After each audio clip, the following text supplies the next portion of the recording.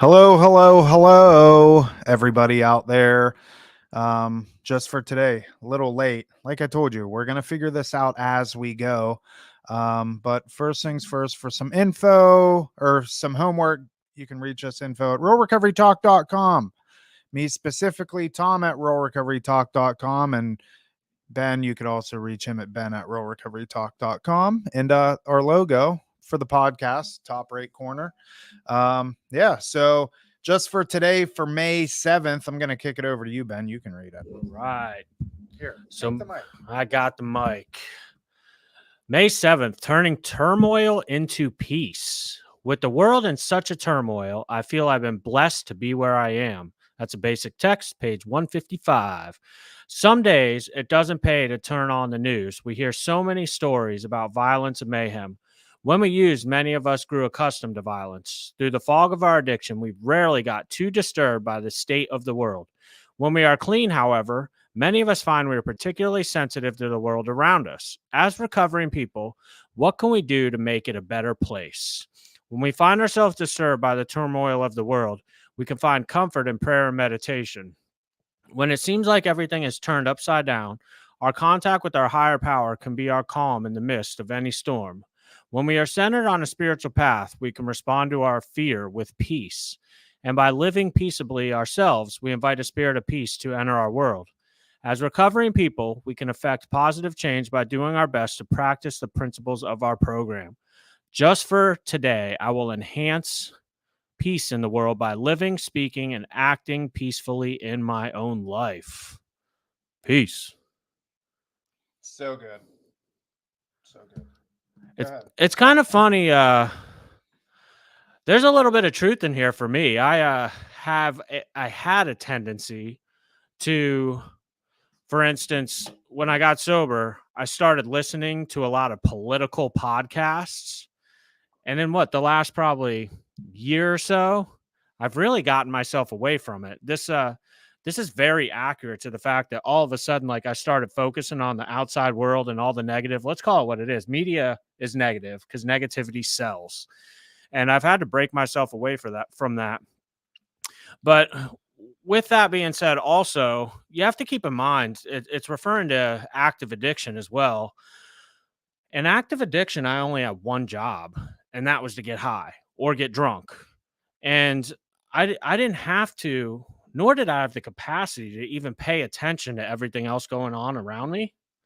And the next part that it's talking about too is while the world may be in quote unquote chaos at times, like, I have to ask myself, what am I contributing, right?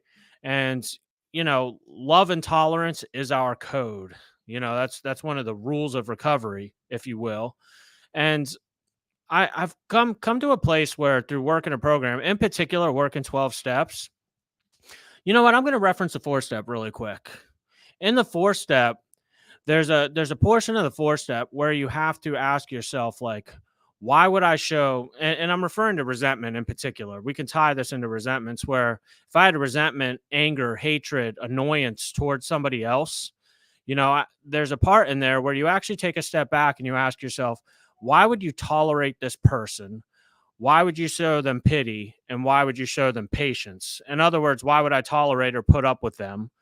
Why would I show them pity, maybe feel bad for them, put myself in their shoes in the situation?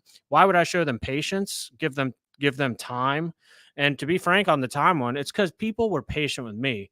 When I was out in active addiction, how many people didn't give up on me? Or every time that I came back and tried to be sober, welcomed me with open arms. It's really important to take the principles of this program and apply them. And I'm a big advocate for the 12 steps is the best conflict resolution on the face of the planet. If there's actually scientific evidence saying that working 12 steps rearranges the prefrontal cortex of the brain, it literally gets us thinking in a different way. We were so stuck in our ways in active addiction of, like, how do I get what I need to get my fix? And generally speaking, what we had to do to get that was nothing but selfishness and self-centeredness. And guess what, Tom? AA is not free. 12 steps is not free, I should say. But NA is not free. You know what the cost is? What? It says a price had to be paid, destruction of selfishness and self-centeredness. Point is, we get sober, and pardon my French, just because I got sober doesn't mean there won't be assholes in the world. But what am I going to do about it? I can't change people. I'm powerless over other people. The only opportunity that I have is to meet the world with as much love and service as possible, which I'm a big advocate for. And there's something I always say, Tom, you get more with honey than you do with vinegar. Point blank, period. Sometimes I get upset. I'm a human being. I get angry. I have all those emotions too.